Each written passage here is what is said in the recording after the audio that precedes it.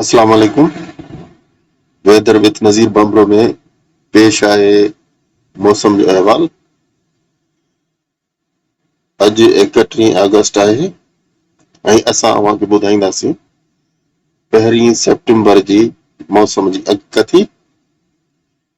ऐं गुज़िरियल सिस्टम जो ड्राप सीन जेको थी चुको आहे उन जे बारे में।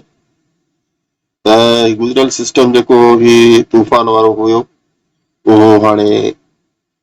तमामु परे वञी चुको आहे,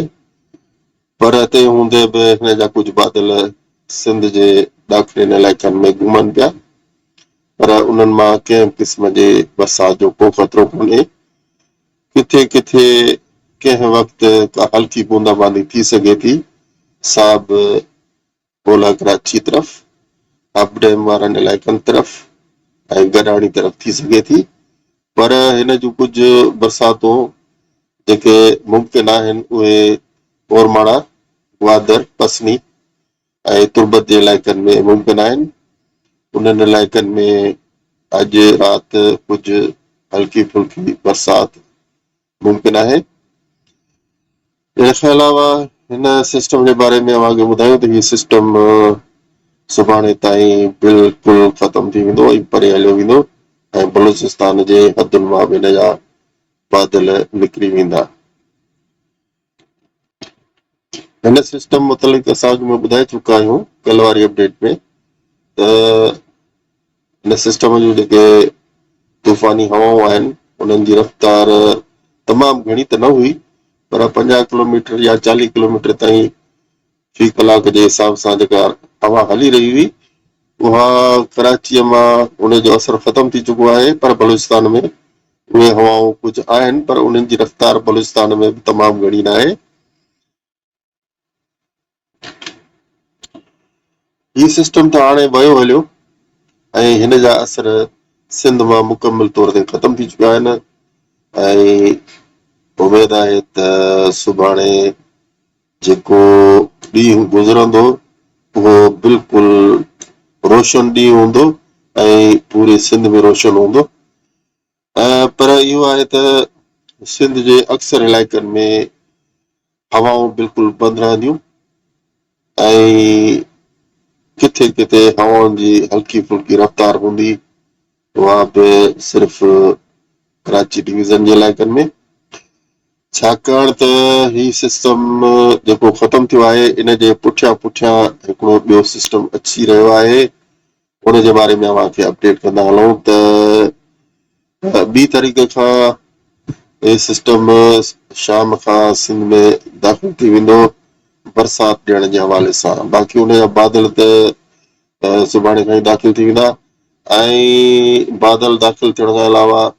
इहो ॿुधायूं अव्हांखे त जेके बरसाति जा सिलसिला हूंदा उहे हिन सिस्टम जा घोटकी जे इलाइक़े में, सखर डिवीज़न जे ओभारियुनि इलाइक़नि में ऐं नारे जे इलाइक़नि में,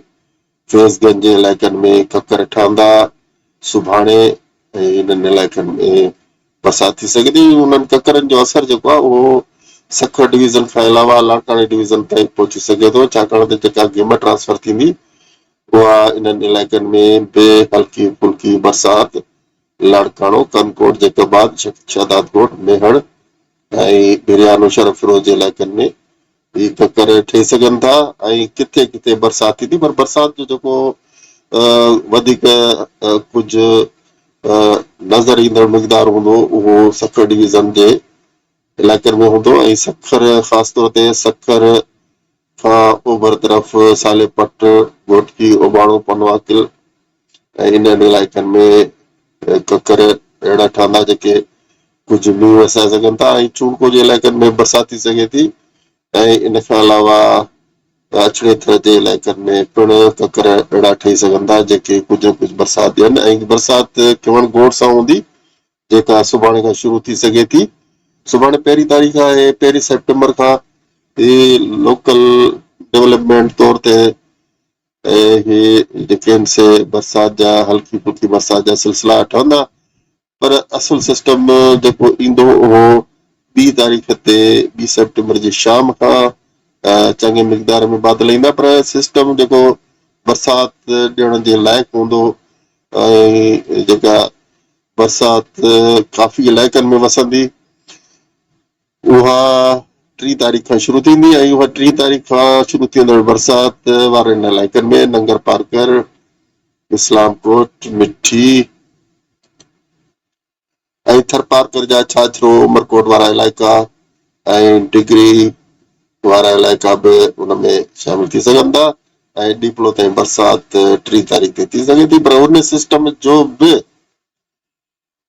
काफ़ी बरसाति जो मिक़दार बदीन, मातली ऐं हैदराबाद ऐं ठटे ऐं चोर जमाली ताईं पहुची सघे थो ऐं शादातपुर ताईं बि नवाब शाह ऐं ॿियनि केतिरनि इलाइक़नि में बरसाति मुमकिन आहे, जेका 3 तारीख़ खां शुरू थींदी। सिंध में जेको 2 सेप्टेम्बर खां सिस्टम अचण वारो आहे, उहो एतिरो घणो ताक़तवर न आहे जेको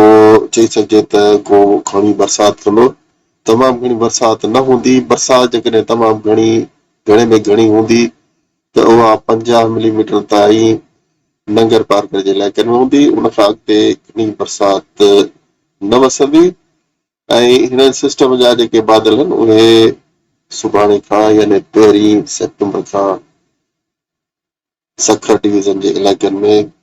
किथे किथे बरसाति जा लोकल सिस्टम ठहंदा ऐं उहे बरसाति वसणु शुरू कंदा। हिन वक़्तु बि सिंध जे नारे वारनि इलाइक़नि में कुझु ककर अहिड़ा ठहिया आहिनि जेके उन्हनि इलाइक़नि में बरसाति ॾेई रहिया आहिनि ऐं इन खां अलावा माथेलो जे इलाइक़नि में बि ककर आहिनि, पर बरसाति उते अहिड़ी का ख़ासि कान्हे का।